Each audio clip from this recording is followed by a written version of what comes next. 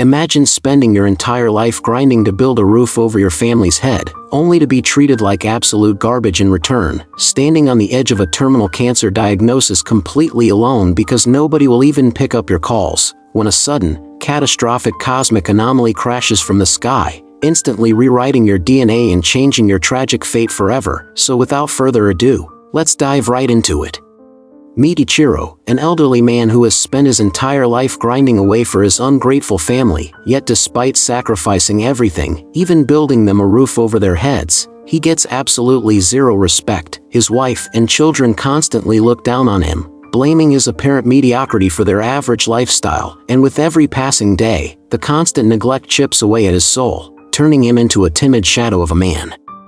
But just when things couldn't get any worse, a sudden medical checkup delivers a devastating blow. He has terminal cancer. Terrified and drowning in despair, Ichiro desperately tries to call his wife, his son, and his daughter, but nobody picks up, leaving him completely alone with a death sentence. Unable to share his crushing grief, he wanders into the streets, where he crosses paths with a stray dog, instantly bonding with the lonely animal as it becomes his only true source of comfort. But the moment his cold-hearted wife finds out, she delivers an ultimatum: get rid of the dog or leave the house. Unable to abandon the only creature that actually loves him, Ichiro chooses to spend the night outside, shivering near a public area where he notices a troubled teenager standing nearby, both of them lost in their own worlds of pain, when suddenly, a blinding light tears through the night sky.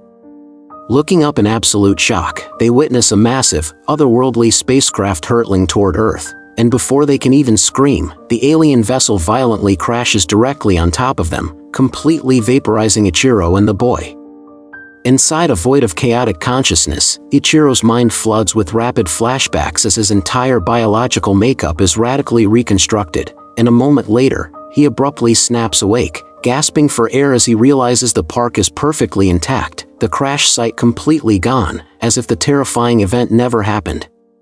But something inside him has shifted. Filled with an unprecedented surge of raw confidence, he boldly marches home with his dog, defying his family's rules without a single ounce of fear.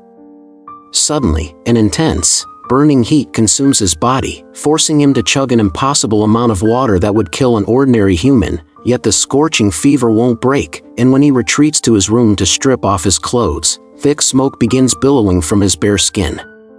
Terrified and confused, his fingers accidentally press a hidden latch on his hand, snapping his fingernail off to reveal no blood, but a hidden mechanical charging port, and as he feels a strange indentation on the back of his neck, he presses it, triggering a horrifying mechanical transformation as his skull splits wide open like a high-tech android. His limbs unfold into devastating, futuristic weapons capable of mass destruction, and his torso splits apart to reveal advanced jet thrusters, making him realize he has been entirely rebuilt into an incredibly powerful alien cyborg, though he is forced to instantly snap back into human form when someone walks into his room, leaving him reeling in shock at his unknown potential. Meanwhile, the narrative shifts to the troubled teenager from the park, Hiro, whose body underwent the exact same catastrophic transformation. But unlike the elderly Ichiro, Hiro is a brilliant tech-savvy youth who instantly grasps the alien mechanics running through his veins, quickly mastering his terrifying new abilities to effortlessly hijack electronic networks, control any digital device, and fire lethal kinetic bullets directly from his fingertips. Hiro immediately confides in his closest friend, revealing the awe-inspiring secrets of his new abilities. But when his friend laughs it off in pure disbelief, Hiro delivers a chilling demonstration, effortlessly shifting a parked car with a casual wave of his hand and leaving his companion completely paralyzed with shock. Through their tense conversation, the dark reality of Hiro's fractured psyche comes to light, revealing a deeply disturbed teenager who harbors a bitter hatred for society, isolated from the world with his mother as his only remaining family. His father had abandoned them years ago, chasing wealth to marry another woman and build a picture-perfect life, and every time Hiro sees them basking in effortless happiness, a roaring fire of vengeance consumes his soul for the pain his mother endured, fueling his belief that the world has never given him anything but misery. Meanwhile, early the next morning, Ichiro prepares for another grueling day at the office when he spots a fatally wounded pigeon suffering on the pavement, and as his gentle heart breaks for the creature, a strange connection allows him to intuitively diagnose its illness. The moment he gathers the fragile bird into his hands, the hidden, divine machinery within his body surges to life, instantly healing the pigeon and sending it soaring into the sky, a miracle that reveals to Ichiro the true, beautiful purpose of his new power. Passing by a local hospital shortly after, the agonizing cries of a mother echoing from inside draw him in, where he finds her begging doctors to save her dying son, and overcome with pure, selfless empathy, Ichiro gently cradles the child's face. As his internal systems instantly read and eradicate the terminal illness, curing the boy in a matter of seconds, Ichiro is overwhelmed with profound joy, making a solemn vow to use his extraordinary gifts solely for the forces of good. But on the dark side of the city, Hiro envisions a far more sinister destiny for his godlike abilities, unleashing a reign of terror at his school by brutally bullying everyone who had ever crossed him, quickly becoming a feared, unstoppable tyrant who views himself as the absolute king of his domain. Armed with this terrifying sense of supremacy, he marches to his father's house with the sole intention of slaughtering the new family, but just as he prepares to strike, an unexpected wave of hesitation stops his hand, forcing him to retreat in a wave of self-loathing, unable to comprehend why he spared the people he hates most. Seething with an uncontrollable, chaotic rage that demands a release, Hiro walks past a random home filled with the warm sound of a happy family laughing together, and driven by pure, toxic jealousy, he breaks inside and mercilessly executes everyone in the room just to vent his frustration. As news of the horrific mass murder grips the nation, Hiro's friend instantly realizes who is responsible, and unable to stomach the monstrous reality of what his friend has become, he completely severs ties with the teenage killer. Meanwhile, Ichiro faces his own living hell at work, enduring his usual daily humiliations before returning home to an absolute battlefield, where his ungrateful family is screaming over their son refusing to attend college and their daughter facing similar crises. When Ichiro's wife bitterly unloads these problems onto him, the children retaliate by exposing her secrets, claiming she has been seeing another man, a devastating revelation that utterly shatters Ichiro's spirit. Exhausted, broken, and pushed to the absolute edge, Ichiro collapses under the weight of it all, quietly telling his family that everyone has the right to live their own lives, giving his daughter permission to drop her subjects, telling his son he doesn't have to study, and letting his wife walk away unconditionally. Yet, despite giving them total freedom and solving their immediate problems, his toxic family shows no gratitude, instead weaponizing their anger to blame Ichiro for their failures, screaming that his lifelong mediocrity is the sole reason they are facing hardships today. Retreating to his room in absolute despair, Ichiro weeps bitterly over a life spent sacrificing everything only to receive hatred, but mid-sob, his enhanced hearing picks up the heartbreaking cries of another soul weeping nearby, a sound that resonates deeply with his own profound loneliness. Driven by a desperate urge to comfort this broken stranger, the powerful jet thrusters in Ichiro's back suddenly ignite, launching him through the sky until he lands directly in front of the crying boy, who happens to be Hiro's former friend. Shocked to see Ichiro arrive using the exact same mechanical powers, the terrified boy pours his heart out, explaining how Hiro has turned into an evil, power-mad tyrant who is terrorizing the city, begging Ichiro to stop him since he is the only being on Earth with matching capabilities. When Ichiro desperately protests, explaining that he is just a helpless old man who has no idea how to fly, aim, or control his weapons, the boy promises to train him, using everything Hiro had previously bragged about to unlock Ichiro's true potential. Day after day, the boy rigorously trains the elderly cyborg, teaching him how to lock onto targets, stabilize his flight, and master his lethal arsenal, though they hit a terrifying roadblock when Ichiro drinks sparkling water, causing his internal systems to glitch violently as his body rejects the carbonation, forcefully expelling it through his hands and revealing a critical vulnerability in his alien physiology. Meanwhile, elite police units review CCTV footage and conclusively identify Hiro as the notorious serial killer, launching a massive tactical raid to bring him down, but Hiro unleashes the full, terrifying might of his abilities, effortlessly slaughtering the heavily armed officers one by one with lethal finger gun blasts before escaping into the shadows. As Hiro's infamy as an unstoppable monster grows, predatory media outlets violently descend upon his innocent mother for explosive interviews, subjecting her to absolute public humiliation and overwhelming embarrassment as the world watches the nightmare unfold. A short time later, Hiro's world completely shatters when he learns that his mother, utterly broken by the relentless media harassment and public gossip, has tragically taken her own life, igniting a roaring, catastrophic fire of vengeance within his soul.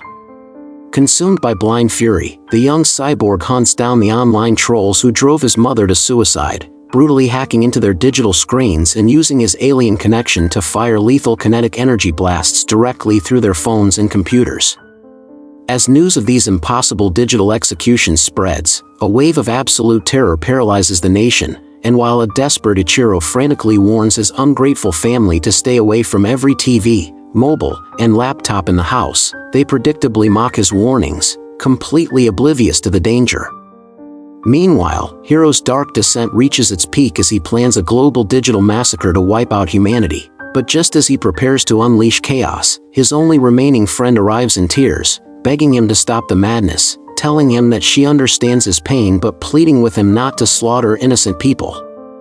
For the first time in his life, Hiro feels truly seen and understood, emotionally breaking down as he makes a solemn vow to her that he will never take another human life, but his redemption is cut short by the cruel timing of the world. Heavy tactical police units suddenly storm the area, unleashing a relentless barrage of gunfire, and with no regard for his own safety, Hiro desperately throws his body over his friend to shield her from the onslaught, but the sheer volume of military firepower pierces through, killing the innocent girl instantly in his arms. Witnessing the horrific death of the only person who loved him drives Hiro into a state of absolute, irrecoverable madness, and vowing to tear the world apart for taking her away, he flees into the city and hacks every digital display, advertising billboard, and computer screen in sight. Standing before the massive screens, he rapidly fires devastating energy rounds, executing citizens through their monitors at a terrifying pace as the entire metropolis erupts into chaotic bloodbath, with terrified crowds trampling one another in the streets. Seeing the absolute slaughter, Hiro's tech-savvy young ally rushes to Ichiro, explaining that they must fight fire with fire by using Ichiro's internal systems to broadcast a counter-hack to every device in the country, and when Ichiro channels his energy, he delivers a desperate, nationwide warning for everyone to immediately smash and discard their electronics, causing the casualty rate to suddenly plummet. Realizing his digital network has been severed, a furious Hiro pivots to a more direct form of apocalypse, flying to the summit of a towering skyscraper and unleashing a barrage of destructive missiles from his torso to level the city below. Ichiro streaks through the sky to confront him, arriving at the rooftop just as military helicopters close in, but the elderly Hiro lacks any real combat training, and Hiro effortlessly bats him away before launching a fatal strike at an armored chopper. Refusing to let innocents die, Ichiro violently recovers, igniting his thrusters to intercept the falling wreckage and rescue the pilot, before returning to the rooftop to face his unstoppable nemesis once more. Continually overpowered by the teenager's ruthless combat skills, Ichiro realizes he cannot win this battle with raw physical force alone, choosing instead to wage a dangerous psychological war by engaging Hiro in conversation, playing on their shared cybernetic nature as he feigns exhaustion and offers Hiro a bottle of carbonated sparkling water. Remembering his own vulnerability, Ichiro hopes the drink will short-circuit the boy's systems, but Hiro's highly evolved alien framework effortlessly processes the liquid, rising up more powerful than ever as Ichiro realizes the only way to truly save humanity is through ultimate self-sacrifice.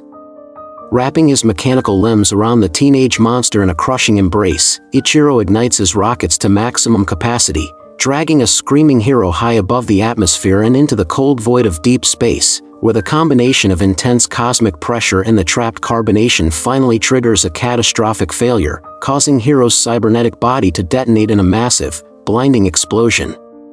Believing the nightmare is finally over, a battered Ichiro plunges back to Earth and rushes into a crumbling building where his injured daughter is crying out for him. But just as he reaches out his hands to heal her, a vengeful shadow emerges from the smoke. Hiro has miraculously pulled his blown-apart mechanical body back together, driven by pure malice to destroy Ichiro's life.